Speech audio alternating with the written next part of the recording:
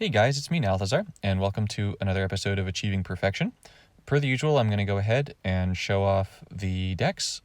However, I am doing this a little bit differently this time, so this is going to be my beginner deck. If you have Jace 1, the original Jace, then you can use that for this too. It's going to be a little bit different in that I'm actually going to only have 2 decks this time, and then I'm going to go over deck building for the event. So hopefully, if you're not able to make either of these decks, then you can use my deck building advice to make your own decks. So, yeah. All right. These are the 2 that I would suggest. All right, let's get into the event itself. So, this node, thank you for loading so quickly. This is going to be the blue-red-green node, and we need to win the fight. We need to summon 5 or more creatures that are giants, goblins, or merfolk, and we need to draw 15 or more cards. So, not the most intimidating one, but if you don't have a lot of cards, specifically if you don't have Kranko, this objective kind of stinks if you don't have Kranko. This is being inhuman, and so our perma support for this one is going to be Resourceful 2. Convert 2 gems to your Planeswalker's colors for each non-human creature you control. So, let's scroll back down here and get into the decks. So, for players with smaller collections, that is people who don't have Kranko, right? And you're stuck with like Origins Walkers, go ahead. You're going to want to probably go with blue. Whoops, wrong one. With blue for this one, and you're going to want to go ahead and hopefully try and use merfolk like these. So Benthic Biomancer is a merfolk, it's got adapt, and when you match it an adapted gem, draw a card. So this is going to help you complete both the draw objective and the merfolk objective. Harbinger of Tides is amazing here. It's going to be removal and a merfolk, so this is going to keep you in the game. It's reasonably costed and is a solidly good card to use. Combine Guildmage is another merfolk. Unfortunately, if you're running blue, the merfolk aren't particularly strong, so this is really just more in here to give you a little bit of strength. Beyond those, we've got gem conversion in the form of Mystic Sanctuary, which is mono blue conversion, and Gateway Plaza, which will also become mono blue conversion. We have removal in the form of Displacement Wave, which is going to bounce all creatures. We've got Turn into a Pumpkin, which is going to bounce a creature and draw us a card. Remember, we need to draw cards. And we have Discovery, which can either be a draw a card, or it can be return the opposing creature with the greatest cost to its owner's hand, and then your opponent discards a card. So all of those work really nicely for that.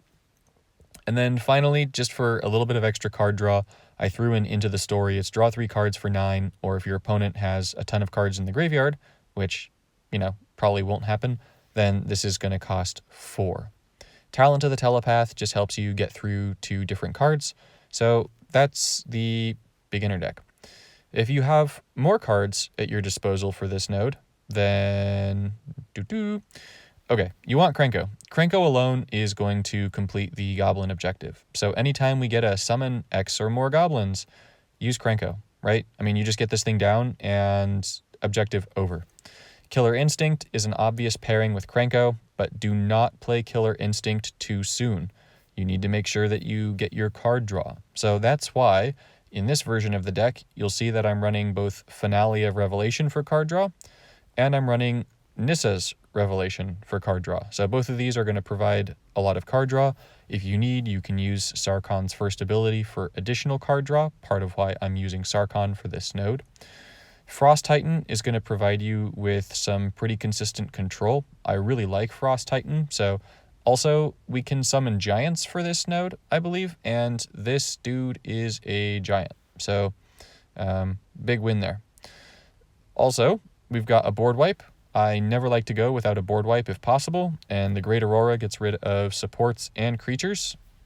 We've got Casualties of War, which is kind of like a little mini board wipe, but we can just use it on our opponent stuff if we need. And then we've got some tried and true stuff, so Electro Dominance, this is going to burn things and give us mana. Court of Calling, this is going to help us fetch either Kranko or the Titan. And Nissa's Pilgrimage, really cheap gem conversion. So I'd go with something like this, honestly, if you have the cards. This deck will complete all of the objectives. It'll feel pretty powerful. It'll be really good. Now, you could go ahead and swap out the Frost Titan if you wanted for a little bit more power. I would not do this, but you could. And throw in Chancellor of the Forge. This is also a giant that will create goblin tokens. I'm saying don't throw this one in because, I mean, yes, you're going to be playing a ton of goblin tokens, but you're already going to have achieved the goblin objective. If you want, for giggles and fun, you could actually go ahead, and I'm being entirely serious here, this is not a joke, you could throw in, pardon me, come on. It's like super cold here, by the way, so my fingers are freezing. It's hard to tap the screen. Kenrith's Transformation, turn your little goblin tokens into 3/3s and make them big goblins, like big goblins. It also draws you a card. So yeah, would I use it for this node? No, you'll see that I'm not using it, but if you wanted to have more fun in the event, yeah, all the power to you, go ahead and do that. Now, let's say that you don't have the cards for either of those decks. How should you go about deck building? So don't go based on your planeswalkers at first. First go off of the cards that you have, and then narrow down to the sets. So the ones that we've got are Origins, the 2 Ravnicas, War of the Spark, M20, and Eldraine. And then the first thing you're going to want to do, honestly, here is check and see what you have that produces goblins. Goblins are going to be the easiest way to complete the objective. And if you don't have Krenko, your next best bets are going to be to build around Legion Warboss, which will create a goblin token every turn, or to build around Goblin Ringleader. And this is going to fetch 2 goblins from your library. So you would run the Ringleader as the only goblin in your library, and it would just keep fetching itself, and you play all the Ringleaders until you've achieved that particular objective. And then the other creatures you would run in your deck would be creatures that would give you some kind of card draw or removal. So once you've figured out how to complete that particular portion of the objective, you could go ahead and say, well, what about giants, right? What if I could do something else? The simple answer here is no, don't do it. The giants tend to be pretty large costed cards, so you're not going to be able to complete the giant objective pretty easily. It'll be a bit harder for you to do that. There isn't a way to make significant giant tokens apart from that like food eater card. So I would not go this route. And for Merfolk, we really don't actually have a lot with Ixalan going out of standard. So this is also not the route that I would advise going if you can at all avoid it. For card draw, that's our secondary objective, right? So you're going to want to go ahead and I would go this way. So select the rare mythic masterpiece in card draw. No. Yes. And just see what spells you have that draw cards. So preferably things that draw a lot of cards. The really big ones to try and use in this node are going to be Emergency Powers up top. This is going to draw 6 cards and give you a free card to play. Escape to the Wilds, which is going to draw a bunch of cards and give your lands in your hand mana. If you use Escape to the Wilds, you'll want to go ahead and change out the deck a little bit to have more lands in the deck. Nissa's Revelation, which I've already pointed out. Finale of Revelation, which I've already pointed out. And Day's Undoing, which is going to draw you a bunch of cards and give them mana. So those are what I would look for those.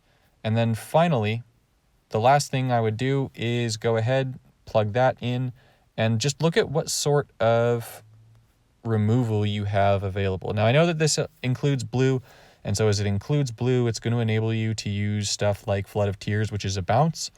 But go ahead and check and see what you have for removal, because you're going to need removal to be able to consistently win and meet the objectives, because you're going to have to probably slow yourself down to some degree. That's just sort of the nature of objective-based matches. So see what removal you have and make sure that your deck has a decent amount of that removal, right? So I went through mine. Assassin's Trophy is a really good one. I really like Assassin's Trophy if you don't have Casualties of War.